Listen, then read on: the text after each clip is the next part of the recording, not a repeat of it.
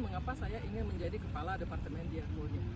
Maka jawab saya singkat, kalau Tuhan mau pakai saya maka itu pasti terjadi.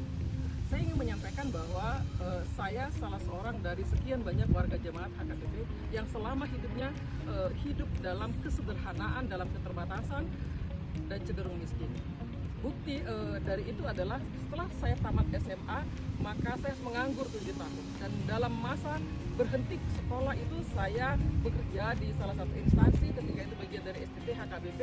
Lalu saya bekerja dan menggumuli tema-tema keadilan, penindasan, ketidakberdayaan warga jemaat. Lalu saya juga belajar bagaimana strategi mendorong, memotivasi, mengadvokasi jemaat untuk jemaat boleh yakin dari kemampuannya sendiri.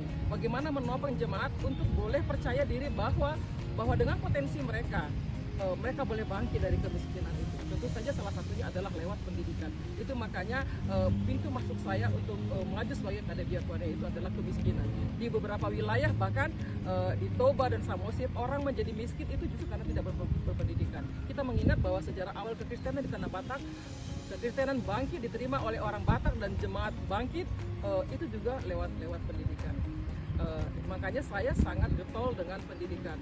Dan setelah saya bekerja lebih kurang 3 tahun, saya juga punya kesempatan untuk melihat kehidupan jemaat secara langsung. Saya pernah live in di komunitas buruh, di komunitas petani, di komunitas pedagang, bahkan di komunitas pelacur misalnya, dan mencoba memahami secara dekat bagaimana kehidupan mereka.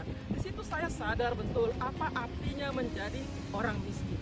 Dan lewat studi teologi yang saya bangun selama studi S1 dan kemudian atas beasiswa dari UIM Jerman, saya punya kesempatan untuk studi lanjut S2 dan S3. Saya makin mengkolaborasikan persoalan-persoalan sosial jemaat masyarakat dengan kehidupan gereja. Dan saya semakin dikuatkan apa artinya menjadi miskin di hadapan Tuhan.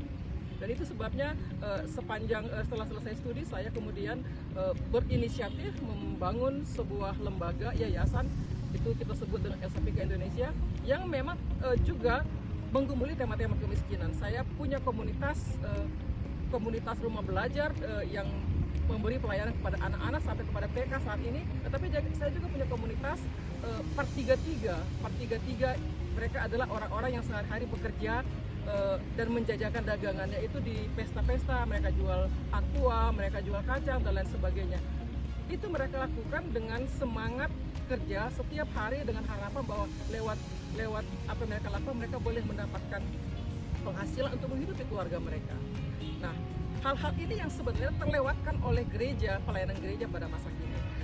Saya melihat bahwa pelayanan diakonia sosial gereja yang sudah berlangsung selama ini sudah cukup baik, tetapi kita tidak bisa hanya memberi bantuan untuk orang-orang yang terlibat, orang-orang yang mengalami kesusahan misalnya. Tapi kita sudah harus sampai pada diakonia yang transformatif, bagaimana memandirikan jemaat sehingga mereka boleh percaya bahkan dalam kemiskinan mereka sendiri Tuhan Allah bersama dengan mereka. Saya pikir demikian.